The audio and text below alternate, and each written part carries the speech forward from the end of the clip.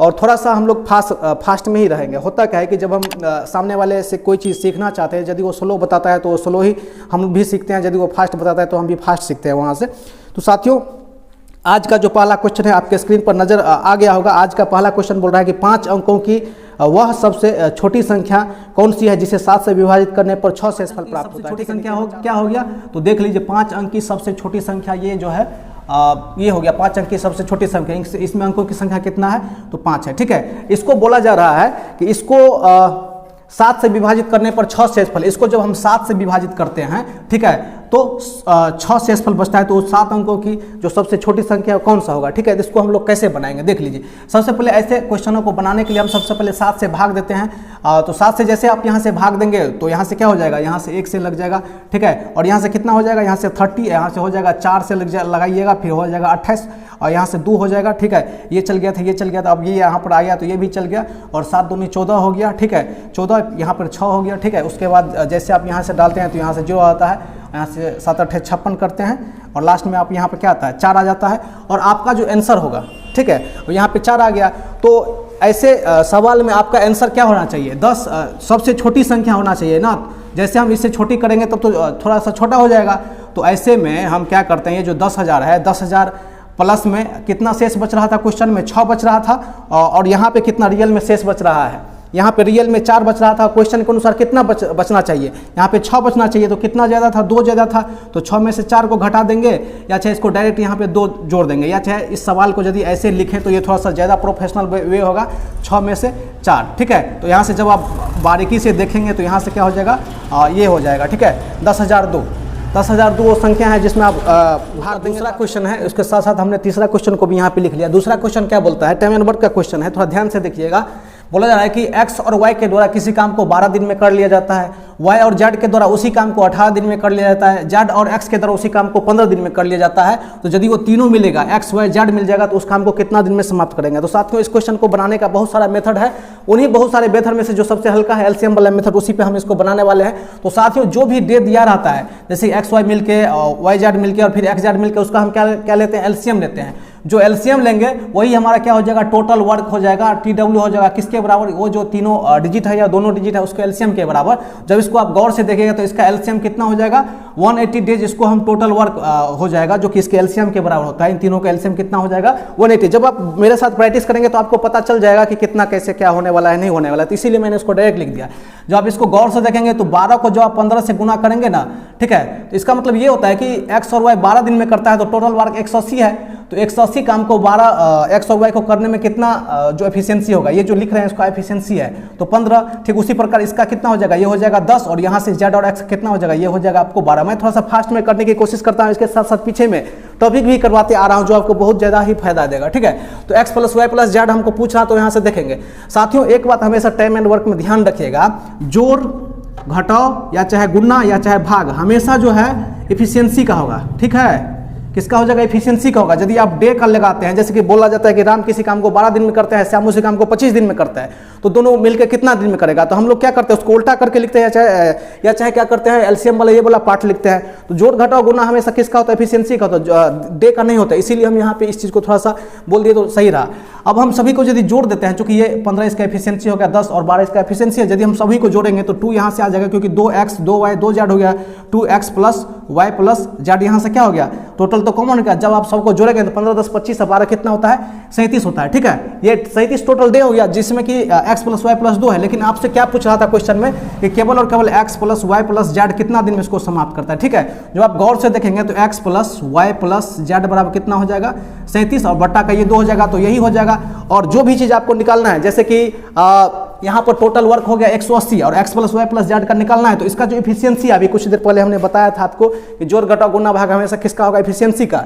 तो x plus Y plus Z उसी काम को कितना दिन में करेगा, x plus Y plus Z उसी काम को कितना दिन में करेगा, तो हम आपको बता देते हैं 180 उसमें भागा दे देंगे कितना से, तो 37 और उसका एफिशिएंसी कितना, 37/2। ठीक है, जब इसको और गौर करेंगे तो ये 2 ऊपर जल जाएगा, तो ये हो जाएगा 360 और बटा में हो जाएगा 37। और फाइनली देखिए नीचा में, ऊपर में 37 है, नीचा में 37 है। तो जब आप इसको कट पीट करेंगे तो ये 10 दिन लगभग के बराबर में जो है उसको इसका जो है सही जवाब होता है। ठीक है, तो उम्मीद करते हैं आप एक जो क्वेश्चन आपके सामने में इस चीज़ को समझे होंगे। हमने सबसे पहले क्या किया, तीनों का एलसीएम ले लिया, उसके बाद ये इन सभी को जोड़ दिया, क्योंकि एफिशिएंसी का जोड़ घटा होता है, डे का नहीं होता था। 2 + x + y + z 37 हो गया, x + y z निकाले तो कितना हो गया 37/2, इस प्रकार से ये निकाले तो कितना हो गया 10 दिन, इसका सही जवाब हो गया। तो साथियों एक क्वेश्चन न बनाकर और उसको हार्ड बना देते, बहुत सारे लोग जो 10th क्लास में पढ़े होंगे यहीं से उसको चेंज करने की कोशिश करेंगे, जो कि उनको हार्ड पड़ जाएगा। तो यदि यहाँ से साइन दिया हुआ है, कॉस दिया हुआ है, तो आपको पता है ना कि साइन थीटा और बराबर में कॉस थीटा, ये किसके बराबर हो जाता है, टेन थीटा के बराबर हो जाता है। और टेन यहाँ पे दिया हुआ ही है, और इसी टेन को जब आप इन्वर्स करते हैं 1/10 जैसे लिख देते हैं तो क्या हो जाता है, कॉट के बराबर हो जाता है। इतना तो आपको पता है ना। तो हम इससे क्या करते हैं, साइन और कॉस से क्या कर रहे हैं कि टेन निकाल ले रहे हैं। ठीक है, यहाँ से यदि हम निकालने की कोशिश करते हैं, देखिए जितना स्टेप को मैं यहाँ पर कम लिखूंगा उतना ही स्टेप को आप भी कम लिखेंगे। यहाँ से यदि टेन थीटा करेंगे तो साइन बटा कॉस हो ही जाएगा, √34 से √34 काट देगा। फाइनली आपके पास क्या हो जाएगा, ऊपर में क्या रहेगा 3, नीचे में क्या हो जाएगा 5। टेन थीटा का मान 3/5 हो गया, तो कॉट थीटा का मान कितना हो जाएगा 5, कॉट थीटा का मान हो जाएगा 5/3। आपसे क्या पूछ रहा है 1 + टेन थीटा बटे में 1 - कॉस थीटा। जब इसको नीचे में यहाँ से काटेंगे खोटेंगे तो थोड़ा सा इस साइड में लिख लेने की कोशिश करता हूँ, 8/5 गुना में हो जाएगा 3/-2। इसको कट करिएगा तो यहाँ से 4 देगा, यहाँ से -12 बटा में क्या हो जाएगा 5। यदि एक परीक्षा में उत्तीर्ण करने के लिए परीक्षा का 50% लाना अनिवार्य है। ठीक है, उसके बाद बोला जा रहा है कि परीक्षा में 2 प्रश्न पत्र है जिसमें 200 अंक हैं और 150 अंक है। यदि 200 अंक में 40% प्राप्त करता है तो 150 अंक में उसको कितना % अंक प्राप्त करने की जरूरत है। ठीक है, तो साथियों सबसे पहले हमको टोटल जो मार्क है, टोटल फुल मार्क कितने का 201 से कितना हो गया 300, 350 का 350 हो गया, 350 का 50% का मतलब होता है कि 200 भाग कर दीजिए तो यहाँ पे क्या हो जाएगा 175 के आसपास जो उसको अंक आना चाहिए था। ठीक है, सॉरी 200 150 375 में उसको 175 अंक आना है। लेकिन क्या करता है, ये जो 200 मार्क का एक प्रथम पेपर है उसमें 40% लाता है। 40% का मतलब कितना होता है 2/5 होता है। ठीक है, तो क्या हो जाएगा 200 गुना 40% का मतलब 2/5। जब इसको कटेंगे तो यहाँ से क्या हो जाएगा 5 चौके 20, 40 दूना 80। ठीक है, ये क्या हुआ कि 80 मार्क ले आया है, क्या हुआ कि 80 मार्क ले आया है, तो इसमें कितना उसको जरूरत है। ठीक है, तो यहाँ पर हम क्या कर सकते हैं, हम क्या करते हैं कि इसमें से इसको घटा देते हैं। ठीक है, तो जो हमको टोटल कितना आना चाहिए था, टोटल 175 आना चाहिए था, जिसमें से आपने 80 ले आए हैं। ठीक है, 80 जब आप ले आए हैं तो 10 में से 5 गया 5 और 17 में 9 गया 8। आपको 95 अंक की जरूरत है। और कितना अंक में आपको परसेंटेज निकालना चाहिए था, तो इतना में। तो परसेंटेज चेंज बराबर क्या हो जाएगा, ठीक है, परसेंटेज चेंज बराबर क्या हो जाएगा 95 और यहाँ पर नीचा में हो जाएगा 150 इंटू में क्या हो जाएगा जवाब हो जाएगा 64 पर 63 पॉइंट समथिंग आता है, तो इसका 64% ऑप्शन नंबर डी इसका सही जवाब हो जाएगा। ठीक है, तो उम्मीद करते हैं इस क्वेश्चन को आपने समझा होगा। बहुत ही हल्का क्वेश्चन है, इसको मैं एक बार और समझाने की कोशिश करता हूँ। क्वेश्चन ये बोला जा रहा है कि एक परीक्षा में परीक्षार्थी को पास करने के लिए 50% अंक की जरूरत है। ठीक है, 100% में नहीं, उसको 50% आना जरूरी है। जिसमें प्रथम पद पर जो है 200 अंक हैं उसमें 40% प्राप्त करते हैं, और एक 150 अंक के पेपर है उसमें उसको कितना % की जरूरत है। तो यहाँ पर हमने क्या किया, सबसे पहले 200 100 350 में निकाल दिया, 175 की जरूरत था।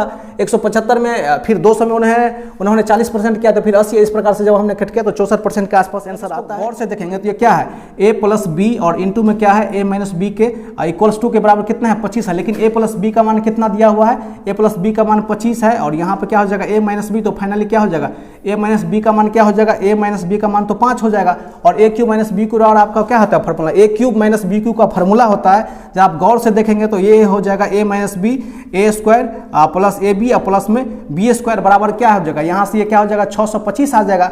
ठीक है, a - b का मान कितना है, यहाँ पर a - b का 5 आपने अभी कैलकुलेशन करके 5 निकाला है। और यही आपसे पूछ रहा था, जो कि ये और ये देखने में बिल्कुल सेम है ही।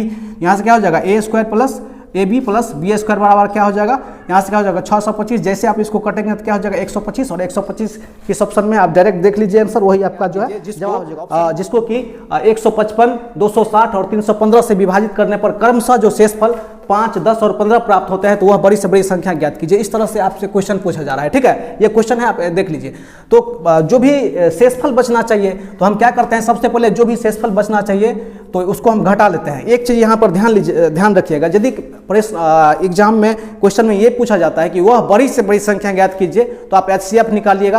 यदि क्वेश्चन का लैंग्वेज ये रहता है कि वह छोटी से छोटी संख्या ज्ञात कीजिए, तो आप क्या निकालिएगा, LCM निकालिएगा। ठीक है, तो अब आपका क्वेश्चन आराम से बन जाएगा। तो इसमें बड़ी से बड़ी संख्या पूछ रहा है, जैसे मैंने इसको यहाँ से घटा दी जाए तो यहाँ से 150 आ गया, यहाँ से कितना 250 आ गया, और यहाँ से क्या हो गया तो 300 आ गया, ठीक है। जब आप इसका HCF निकालेंगे तो HCF निकालने का एक तरीका मैं आपको बताता हूं, ठीक है। आज शायद आप लोग जानते हैं होंगे, जैसे कि 3 हो या 2 हो 4 हो कितना भी हो, कम से कम 2 अंक तो होगा, उसका HCF निकालिएगा। तो इन दोनों का आप जो है घटाव कर लीजिए। तो 250 में से 150 चल गया तो कितना बच गया, यहाँ से कितना बच गया, तो डायरेक्ट 100 बच रहा था यहाँ से, ठीक है। उसके बाद 250 में से कितना बच गया, 250 और 300 के बीच में कितना यदि घटाएंगे दोनों को तो कितना बच गया। उसके बाद क्या यहाँ पे 50 बच गया। फिर एक से टर्म तैयार हो गया, तो इस दोनों को घटाएंगे तो 50 आ गया, ठीक है। अब तो नहीं हो गया, अब हम ऑप्शन पे चलेंगे। ऑप्शन में चूंकि सबसे बड़ी से बड़ी संख्या दिया गया तो आपके ऑप्शन में 25 भी है, उसके बाद आपके ऑप्शन में जो है 50 भी है। जब आप इस दोनों संख्या से आप इसमें भाग देंगे, ठीक है, चाहे 25 से देंगे 50 से देंगे तो फिर भी 5 ही प्राप्त होंगे। लेकिन यहाँ से पूछ रहा है बड़ी से बड़ी संख्या, इसलिए इसका जो आंसर होगा, इसका आंसर क्या हो जाएगा, 50 हो जाएगा, ठीक है। यदि 50 ऑप्शन में नहीं रहता है तो उस स्थिति में हम क्या करेंगे, 25 को लगा के आएंगे और इस प्रकार से हमारा आंसर भी क्या हो जाएगा, सही होगा। तो साथियों उम्मीद करते हैं ये क्वेश्चन आप समझे होंगे, ठीक है। नेक्स्ट है 2 तिया 6 और 5 दूना 10। यहाँ से क्या हो जाएगा, देखिए हम कैसे करते हैं, 2 पंचे 10x हो गया, माइनस में क्या होगा 3 दूना 6x बराबर कितना, 2 तिया 600, ठीक है। यहाँ से क्या हो जाएगा 4x बराबर क्या हो जाएगा 600, और यहाँ से x का मान कितना हो जाएगा 150, x का मान कितना हो जाएगा 150।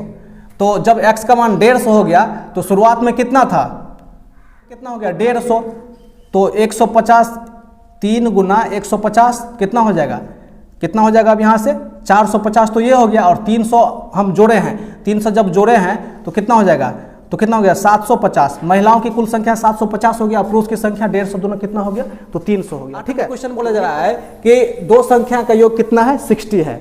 दो संख्या A और B का योग कितना है, 60 है।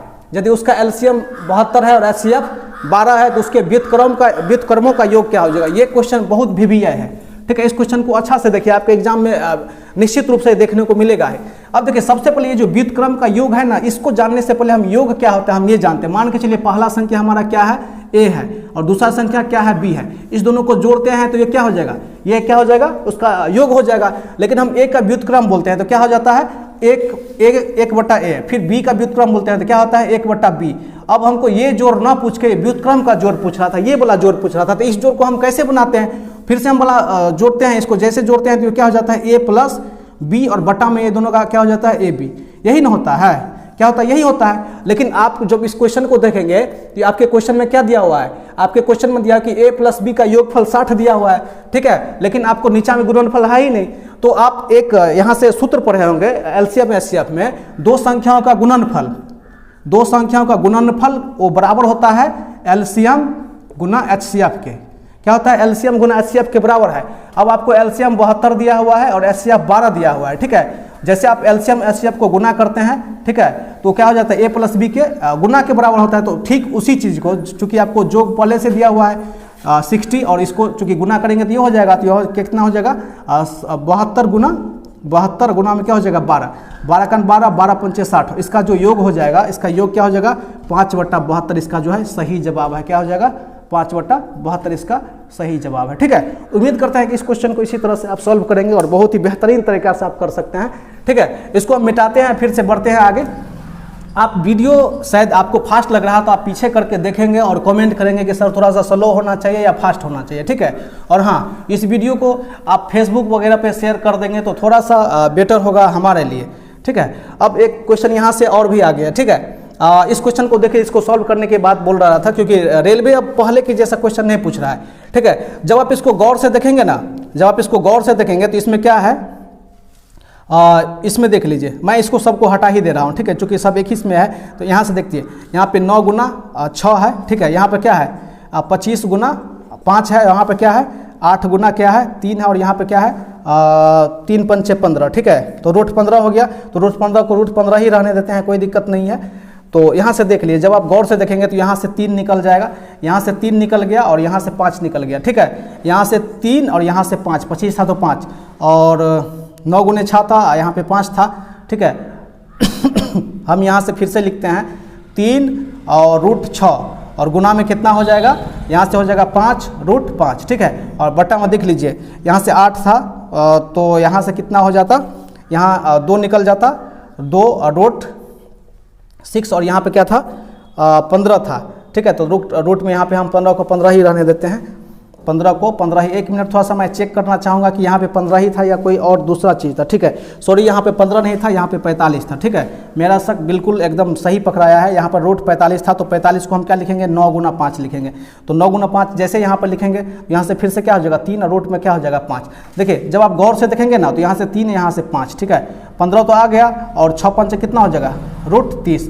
और जब आप देखेंगे 3 दूना 6 और रूट पंचे रूट 30। ठीक है, तो यहाँ से क्या हो जाएगा 30 रूट 30 तो कट गया और यहाँ से क्या हो जाएगा 2 तिया 6 और 2 पंचे 15। मतलब क्या 5/2, इसका मतलब क्या होता है अढ़ाई। ठीक है, इसका जो सही जवाब हो जाएगा 2.5 जिस भी ऑप्शन में है। मैं आपको कहना चाहूँगा किस ऑप्शन में है, ऑप्शन नंबर सी में अढ़ाई इसका सही जवाब है। तो मैं इस ऐसे क्वेश्चन को क्या करूँगा कि आप लिखिएगा ना, आपको बनाना होगा ना, तो ये जो 4 जगह रूट वगैरह है सबको एक ही जगह कर दीजिएगा, क्योंकि सब वैल्यू आपस में बराबर ही हो जाएगा। ठीक है, तो उम्मीद करते हैं ये क्वेश्चन है कि किसी वस्तु का सीपी उसके एमपी का जो है 75% है। ठीक है, और यदि एमपी पर 15% का डिस्काउंट दिया जाता है तो कितने % का पूरे व्यापार में लाभ या हानि होता है। ठीक है, तो यहाँ से देख लीजिए सीपी और नीचे में क्या हो जाएगा एमपी, यहाँ पे क्या हो जाएगा 75/100 हो जाएगा, 75/100 हो जाएगा। ठीक है, लेकिन इसमें क्या होता है कि 15% का जो है ना इस 100 पे डिस्काउंट मिलता है। इसका मतलब यदि सीपी 75 है, सीपी कितना है 75 है और एसपी कितना हो जाएगा, एसपी हो जाएगा आपका, जैसे इस पर 15% करेंगे तो एसपी कितना हो जाएगा 85 हो जाएगा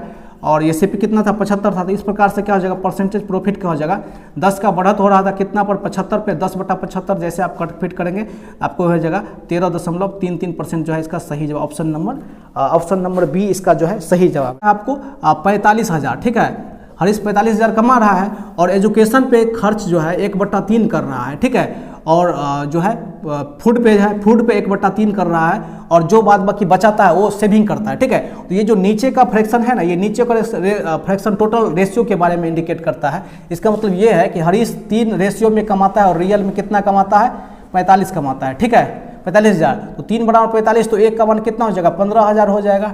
कितना हो जाएगा 1 का मान 15। अब देखिए ये जो है एजुकेशन पर 3 कमा रहा था, टोटल एजुकेशन पे 3 में से कितना खर्च कर रहा था 1 खर्च कर रहा था। फूड में भी 3 टोटल था उसके पास, फूड पे भी 1 खर्च कर रहा था। अब देखिए टोटल 3 था, 3 में से 2 खर्च ही कर दिया तो उसका सेविंग कितने पास बच रहा होगा 1 बच रहा होगा और 1 का मान आपने यहाँ पर क्या निकाला है 1 का मान आपने 15,000 निकाला है। तो इस प्रकार से यदि हरीश का इनकम 45,000 रुपया है तो 15,000 रुपया की बचत करता है, 15,000 रुपया जो है भोजन पे खर्च करता है और 15,000 रुपया एजुकेशन पे खर्च करता है। नेक्स्ट जो 12 नंबर क्वेश्चन है, एक हल्का सा क्वेश्चन ही है कि आपका जो इसका प्रिंसिपल है 3400 रुपया है, इंटरेस्ट जो है 680 रुपया है और टी इसका 4 वर्ष है, समय 4 वर्ष। आपको रेट पूछा, रेट ऑफ इंटरेस्ट पूछ रहा है तो आर बराबर क्या आता है आई इंटू 100 करते हैं और नीचे में क्या करते हैं पीटी कर देते हैं। एक छोटा सा फार्मूला आप लोग ऐसे बराबर पीआरटी 100 से रटे हुए हैं पहले से ही। तो कितना है 680 इसका इंटरेस्ट है और इसको जो है 100 से हम लोग गुना कर देते हैं और पी कितना है 3400 रुपया है और उसके बाद जो है टी 4 वर्ष है। देखिए जब आप गौर से देखेंगे तो यहाँ से ये कट देगा और 34 का 34 दूना 68 हो जाएगा, टोटल 20 हो, 4 का 4 4 5 20 और आर का मान फाइनल क्या हो जाएगा आर का मान जो यहाँ से 5% हो जाएगा। 13 बोल रहा है कि किसी आयत का लंबाई जो है उसके चौड़ाई का दोगुना है, उसका परिमाप 48 है तो उसका एरिया बताइए। ठीक है, आपका क्वेश्चन आपके स्क्रीन पे भी होगा। तो जैसे आप इसे यहाँ से गौर करेंगे ना तो एल बट्टे में भी करेंगे तो क्या हो जाएगा 2/1 हो जाएगा। ठीक है, इसका मतलब 2x और इसका जो पेरीमीटर होता है 2 × 3x हो जाएगा क्योंकि लंबाई प्लस 6 2 × 3x और कितना हो जाएगा 48 है, 2 × 6 मतलब क्या 6x बराबर का मान कितना हो जाएगा 48, 6 का 6 6 48 x का मान क्या हो जाएगा x का मान यहाँ से 8 आ जाएगा तो यहाँ से क्या हो जाएगा 8 दूना 16 और यहाँ क्या हो जाएगा 8 का 8। इस प्रकार से a बराबर क्या हो जाता है a बराबर क्या होता है l गुना b मतलब क्या 16 गुना 8 मतलब क्या 128 जो है cm² या चाहे जो भी है आपका यूनिट में 1 मिनट देख लेते हैं तो जो है वो उसका आपका आंसर हो जाएगा। ठीक है, 128 सेंटीमीटर स्क्वायर इसका ऑप्शन नंबर सी बिल्कुल सही जवाब है। ठीक है, तो 13 नंबर क्वेश्चन का कल्याण हो गया। 14 नंबर क्वेश्चन आप थोड़ा सा गौर से देखिएगा। ठीक है, इसको जब आप पुट द वैल्यू वाला पे बनाएंगे तभी ये बनेगा आसानी से, नहीं तो एक चीज़ आप यहाँ से डेफिनेटली गौर कर लीजिएगा x/2 प्लस 2/y। ठीक है, x था y था तो इसका मान 1 हो गया। ठीक उसी प्रकार y/2 प्लस 2/z हो गया, इसका मान 1 है तो z/2 प्लस 2/x ये चूंकि ये साइक्लिक टाइप से घूम रहा है तो इसका भी मान यदि आपको परीक्षा हॉल में समझ में नहीं आ रहा है तो इसका भी मान आप क्या करेंगे 1 लगा के आएंगे, वो आपका सही ही हो जाएगा। लेकिन जब आप इसको बनाएंगे ना तो बेसिक से बनाएंगे तो बहुत लंबा चौड़ा जाएगा। इसको क्या करेंगे हम लोग वैल्यू पुट कर देते हैं। अच्छा, x का मान आप क्या रखेंगे ताकि और y का मान आप क्या रखेंगे ताकि जो है यहाँ पर 1 आ जाएगा। तो आप थोड़ा सा सोचिए उसके बाद दिमाग लगाइएगा। ठीक है, जब मैं यहाँ पे x का मान क्या करता हूँ -2 रख देता हूँ और y का मान क्या कर देता हूँ कि 1 रखता हूँ। ठीक है, क्या कर देता हूँ, y का मान 1 रख देता हूँ, ठीक है। तो 1 यहाँ से प्राप्त हो जाएगा, क्यों, क्योंकि -2 बटा -2 क्या हो जाएगा, यहाँ से -2 ऊपर में यहाँ से हो जाएगा, क्या हो जाएगा -2 और प्लस में क्या हो जाएगा 2 में 1 से भाग देंगे तो यहाँ पे क्या हो जाएगा 2 बटा 2 यहाँ से हो जाएगा तो 1 हो जाएगा, यहाँ से ये 2 हो जाएगा, 2 में और -1 में करेंगे तो यहाँ से 1 दे देगा, ठीक है। और इसी प्रकार जब z का मान यहाँ से 4 रखेंगे तभी यहाँ पर क्या हो जाएगा, z का मान 4 रखेंगे तभी ये 1 को सेटिस्फाइड करेगा। तो ठीक उसी प्रकार जब z का मान यहाँ पे हम 4 रखेंगे तो यहाँ से 2 हो जाएगा और 2 यहाँ से क्या हो जाएगा 2 कट जाएगा यहाँ से और फिर यहाँ पे क्या हो जाएगा इस प्रकार से इसका भी आंसर क्या हो जाएगा कि 2400 का 12% में हम क्या जोड़े जाए ताकि हमको 5400 का 18% मिल जाए, ठीक है। तो इसको हम थोड़ा सा बना देते हैं। देखिए ये जैसे परसेंटेज है तो ये दोनों से यहाँ से उड़ जाएगा और यहाँ पे परसेंटेज है तो ये दोनों जीरो यहाँ से उड़ा देगा, ठीक है। यहाँ से क्या बच रहा था 24 गुना 12, ठीक है। तो यहाँ से देखिएगा 12 चौके कितना होता है 48, कैरी कितना बच रहा था 8, 12 को 4 से गुना किए हैं, 12 दूना 24 और 4 कितना हो गया 28, तो 288 और प्लस में कितना हो गया यहाँ से x, ठीक है। और यहाँ से हम क्या करते हैं 18 को 54 से गुना कर देते हैं, ठीक है। 18 को जैसे हम 54 से गुना करते हैं तो यहाँ से क्या प्राप्त हो जाएगा हम देख लेते हैं। तो 18 चौका कितना होता है 72 का 2 कैरी कितना हो गया 7, 18 चौके 72 और 18 पंचे 90, 90 और 7 कितना हो गया 97। अब देखिए x का मान कितना हो जाएगा, क्या हो जाएगा 972 माइनस 288, जो भी घटाइएगा आपका सही जवाब मिल जाएगा। इतना काम तो आप कर ही लीजिए, ठीक है। तो एक क्वेश्चन और नीचे में है जो कि ट्रिगोनोमेट्री का क्वेश्चन है और आपको कुछ याद होना चाहिए कि sine square theta plus cos square theta बराबर क्या होता है 1 होता है। उसके बाद यदि साइन थीटा और कॉस थीटा ऊपर में है और नीचा में भी ऊपर में साइन थीटा है और नीचा में हर के रूप में कॉस थीटा है और दोनों के जो एंगल है दोनों के एंगल का योगफल यदि 90 है तो वहाँ पर हम 1 वहाँ आ जाता है, ठीक है। देखिए sine square theta plus cos square theta यहाँ से क्या हो जाएगा ये पूरा का पूरा क्या देगा आपको 1 देगा, ठीक है। क्योंकि sine square theta plus cos square theta 1 और 1 बटा में 1 देगा। अब देखिए यहाँ पे 15 है और नीचा ऊपर दोनों जगह 15 है, क्या सॉरी ऊपर में 15 है नीचा में 75 है, ठीक है। 15 को 75 को जोड़ेंगे तो क्या हो जाएगा 90, लेकिन साइन कॉस है तो यहाँ से भी साइन कॉस रहेगा, ऊपर नीचा जोड़ेंगे तो वहाँ पे देगा तो ये भी क्या देगा यहाँ से 1 देगा और फिर ठीक ये भी यहाँ से क्या देगा 1 देगा। तो फाइनली यहाँ से क्या दे दिया 1 1 और 1 कितना हो गया 3 हो गया, ठीक है। 3 बराबर में क्या हो गया 3 बराबर में आपका क्या हो गया √3 tan थीटा, ठीक है, √3 tan थीटा। अब जैसे हम tan थीटा बराबर करते हैं tan थीटा बराबर जैसे हम करते हैं तो क्या हो जाता है √3 आ जाता है, ठीक है। क्योंकि ये √3 इसमें कर देता है, कहीं भी यदि 1 3 लिखा हुआ है इसका मतलब क्या है √3 गुना √3 और यहाँ से क्या है √3 इंटू में tan थीटा, जो कि ये इससे काटेगा तो 1 √3 बच जाएगा और tan थीटा का √3 तभी होता है जब थीटा का मान कितना होता है 60 डिग्री होता है, तब क्या होता है √3 होता है, ठीक है। उम्मीद करते हैं इस क्वेश्चन को भी आपने समझा होगा। इस प्रकार से ऐसे क्वेश्चन को हम सॉल्व करेंगे, बेसिक से जाने से बचेंगे, ठीक है। एक जो है बोर्ड मास का क्वेश्चन आ गया है तो इसको भी हम लोग यहाँ से सॉल्व करते हैं। बोला जा रहा है कि 6/5 का 1/3 जोड़ घटा वगैरह है तो इसको जैसे गुना करेंगे तो यहाँ से देखिए 6/5 तो रहेगा ही, गुना में हो जाएगा 1 4 और 3 7/12 हो जाएगा, ठीक है। और माइनस में हो जाएगा 5/6, ठीक है, इंटू में हो जाएगा। अब देखिए यहाँ पे देख लीजिए, थोड़ा सा यहाँ पे कुछ सीखने की जरूरत है। अब यहाँ पे 20 है यहाँ पे 10 है तो जैसे मैं ऊपर दोनों जगह 2 2 से गुना कर देता हूँ नीचा में, तो यहाँ पे 6 हो गया यहाँ पे 10 हो गया, ठीक है। तो 12 और 6 कितना हो गया 18 और नीचा में हो गया 20, ठीक है। 12 यहाँ पे 12 3 दूना 6, यहाँ पे ऐसे जगहों पर ऐसे चीज़ों का यूज किया जाता है, ठीक है। अब माइनस में 1/6 जब इसको कट फिट करेंगे ना तो 6 6 6 दूना 12 हो गया, 6 6 6 3 18 5 5 5 चौका 20 हो गया। थोड़ा सा मैं इसको यहाँ लिखने की कोशिश करता हूँ तो यहाँ पे क्या हो जाएगा 7/10 आ रहा है, माइनस में आपका जो है यहाँ से टोटल कितना आ रहा है 3/4 आ रहा है माइनस 1/6। इसको कट फिट करेंगे जो भी है आपका आंसर आ जाएगा। सबसे पहले का होता है उसके बाद छोटी कोष्ट का, इस प्रकार से हम लोग बढ़ते जाते हैं और बनाते हैं, ठीक है। 19 नंबर क्वेश्चन का जो है सॉरी यहाँ से 17 हम लोग बना लिया। 18 नंबर क्वेश्चन यहाँ से देख लीजिए। 18 नंबर क्वेश्चन भी जो है बोर्ड मास का ही है, हल्का क्वेश्चन है। बोला जा रहा है कि 180 में 2 का क्यूब 8 होता है, 3 का स्क्वायर 9 होता है, प्लस इतना हो गया 10, 8 9 17 1 18, ठीक है। अब यहाँ से थोड़ा सा लिख देते हैं 180 बटा में कितना हो गया 18, प्लस में हो गया 37 में से 20 चल गया तो कितना बच गया 17, ठीक है। 18 का ना 18 18 दाहिन हो गया, 10 और 17 कितना हो गया 27, इसका जो है सही जवाब 18 नंबर का 27 हो गया, ठीक है। अब 20 नंबर क्वेश्चन क्या है, 20 नंबर क्वेश्चन को थोड़ा गौर से सुनिएगा। बोला जा रहा है कि एक रस्सी x सेंटीमीटर लंबी है, ठीक है। रस्सी का पहला भाग है जो x/5 है, 1/5 है। दूसरा भाग बोला जा रहा है कि पहले भाग का जो है 3/2 है। तो मैंने पहले भाग को क्या माना है, तो तीसरा भाग आपसे इस सवाल में पूछ रहा है कि रस्सी का तीसरा भाग क्या हो जाएगा, ठीक है। तो पहला भाग क्या है x/5 है और दूसरा भाग क्या है कि पहले भाग का x/5 का 3/2 है, मतलब क्या है 3x बटा में 10 है, ठीक है। चूंकि जो हर वाला होता है ये नीचे वाला टोटल रस्सी की लंबाई को दर्शाता है, ठीक है। तो यहाँ पर क्या हो जाएगा, जैसे मैं ऊपर नीचे दोनों से गुना करता हूँ तो यहाँ से क्या हो जाएगा 2x बटा में 10 हो जाएगा, ठीक है। टोटल 10 था, देख लीजिए टोटल कितना था 10 में से पहला भाग 2x है, दूसरा भाग कितना है 3x है। तो अब जो तीसरा भाग है, तीसरा भाग कितना हो जाएगा, तीसरा भाग जो है 10 में से कितना घटा दीजिए 5 हो जाएगा। तो तीसरा भाग का लंबाई कितना हो जाएगा 5। और देख रहे हैं कि फ्रैक्शन में दिया हुआ है इसका जवाब क्या 5, तीसरा भाग 5 और टोटल रस्सी की लंबाई कितना है 10। तो 5/10 का मतलब होता है 1/2। तो तीसरा भाग की जो लंबाई है 1/2 है, ठीक है। इस चीज़ को आप एक बार फिर से देख लेंगे तो आपका पूरा क्लियर हो जाएगा।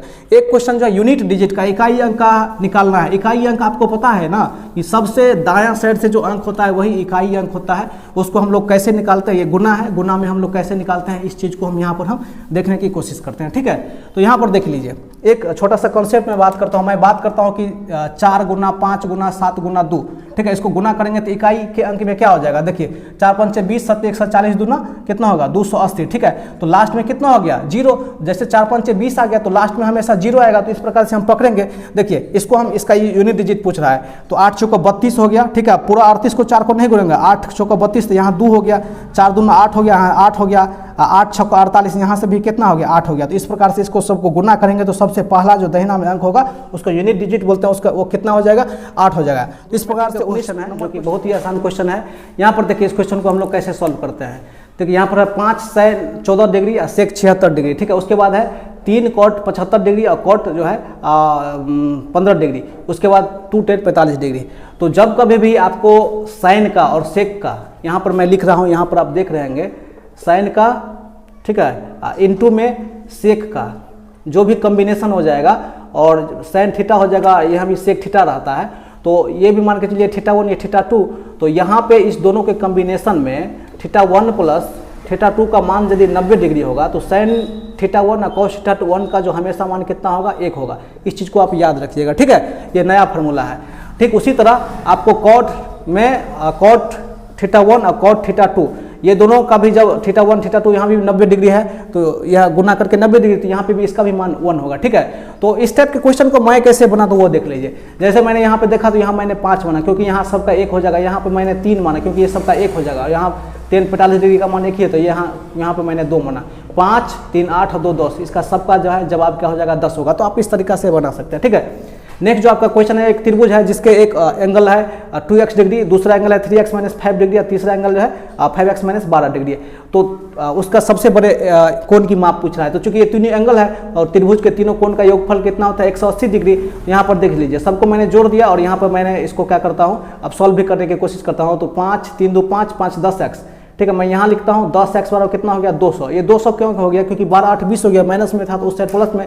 अब x का मान कितना हो गया 20 हो गया। जैसे x का मान 20 हो गया तो 20 5 100 हो जाएगा। 100 में से जैसे आप 12 को घटाएंगे तो कितना हो जाएगा 88। सबसे बड़े कोणों के योगफल कितना हो जाएगा 88 हो जाएगा। यहाँ से एक बेलन का सवाल हो गया। एक बेलन की ऊंचाई कितना है 14 सेंटीमीटर है, ठीक है। और उसका वक्र पृष्ठ क्षेत्रफल जो है 528 है। तो क्या होगा यहाँ पर πr², मतलब उसका वॉल्यूम निकालना है, ठीक है। मैं क्वेश्चन को थोड़ा शॉर्टकट जरूर लिखता हूँ ताकि आप लोग भी जो है उस चीज़ को आराम से समझ सके और बना सके, ठीक है, ताकि क्वेश्चन भी आपको हल्का लगे। अब यहाँ पर देख लीजिए 23 नंबर क्वेश्चन में तो 2πrh का मान यहाँ पे दिया हुआ है। तो इसको सबसे पहले मैं यहाँ से r का मान निकालता हूँ, ठीक है। तो यहाँ से मैं r का मान निकाल लेता हूँ 2 गुना 22/7 गुना में कितना हो जाएगा यहाँ पे r निकालना है या गुना में यहाँ से 14 दे दीजिए और यहाँ से कर दीजिए 528, ठीक है। और 7 का 7 7 दूना यहाँ से 14 कर दीजिए, ठीक है। और यहाँ से 2 और 2 को काट दीजिए, ठीक है। 2 दूना 4 4 1 4 हो गया, 4 3 12 4 दूना 8, ठीक है। इसको कट कर दिया, 11 दूना 22 हो गया, 11 12 32 हो गया, 2 2 6। r का मान कितना हो गया, r का मान यहाँ से 6 निकल गया। चूंकि r का मान 6 निकल गया तो πr² आप निकाल पाएंगे। फिर से रख दीजिए 22/7 कर दीजिए। उसके बाद जो है r का मान 2 गुना मतलब 6 गुना 6 कर दीजिए। उसके बाद 14 कर दीजिए। 7 का 7 7 दूना 14, 6 दूना 6 6 36 दूना 72, 72 दूना 144, 144 में आप 11 से गुना करेंगे तो 4 का 4 4 4 8 4 1 5, ठीक है। 1544 सेंटीमीटर इसका क्यूब जो है इसका आयतन हो जाएगा, ठीक है। तो इस प्रकार से आप गुना वगैरह का सारा का वीडियो आपको इस चैनल पर मिल जाएगा, कैसे आप शॉर्टकट में गुना करते हैं, ये सारा का चीज़ मैं यहाँ पर आपको बता चुका हूँ, ठीक है। तो मैं थोड़ा सा फास्ट चल रहा हूँ तो उम्मीद करता हूँ कि बहुत सारे लोग को नहीं समझ में आ रहा होगा, तो वीडियो को बैक करके आप देख लीजिए, ठीक है। नेक्स्ट आपका क्वेश्चन 24 नंबर क्वेश्चन है, ठीक है। क्वेश्चन बोला जा रहा है कि दो संख्याओं का अनुपात क्या है 3:7 है, ठीक है। उसके बाद उसका एलसीएम जो है 231 है। तो छोटी संख्या बताने के लिए बोला जा रहा है, ठीक है। इस क्वेश्चन को मैं कैसे बताता हूँ, देखिए कभी भी यहाँ पर मान के चलिए कि दो संख्या है A अनुपात B, आपको कितना है 3 अनुपात 7 है, ठीक है। अब इस संख्या निकालिएगा तो इसके बीच में कुछ ना कुछ रेशियो होगा। मान के चलिए आप यहाँ से x का मान कुछ भी निकालते हैं तो वो क्या हो जाएगा, उसका रेशियो होगा, ठीक है। तो मैं उसको निकालने के लिए कैसे करता हूँ, 3 × 7 21 और यहाँ से हो जाएगा x, ठीक है। 21 x का मान कितना हो जाएगा 231, ठीक है। अब मैं यहाँ से x का मान निकालता हूँ तो 21 से करने 21 से करने 21, ठीक है। यहाँ से x का मान कितना हो गया 11 और छोटी संख्या पूछा तो देखिए दोनों में जिसका रेशियो छोटा होगा वो संख्या भी छोटा होगा और चूंकि 11 से गुना करना है तो छोटा, और जो जिसका रेशियो बड़ा होगा संख्या भी बड़ा होगा। तो 11 हो गया, 11 कितना हो गया 33, सबसे छोटी संख्या है, ठीक है। एक क्वेश्चन बोल रहा है कि आपको सबसे उपयुक्त औसत बताने के लिए सबसे जो मेन मान क्या होना चाहिए, तो उसका मेन मान जो है माध्य होता है, ठीक है। बोलक वगैरह माध्यिका वगैरह है, तो सबसे उपयुक्त यदि आप औसत निकालेंगे तो आपको क्या निकालना होगा, माध्य निकालना होगा, ठीक है। तो साथियों ये 25 क्वेश्चन है, 5 से 6 क्वेश्चन और बच रहा है और ये मेरा पहला दिन है जिसको मैं लगता है कि मैं थक गया हूँ, अब मैं कुछ कर भी नहीं पाऊंगा। तो मैं धीरे धीरे करवा दूंगा, सारा का सारा करवाऊंगा, कुछ भी छोड़ने वाला मैं नहीं हूँ, ठीक है। तो मैं फिर से मिलता हूँ नेक्स्ट एपिसोड।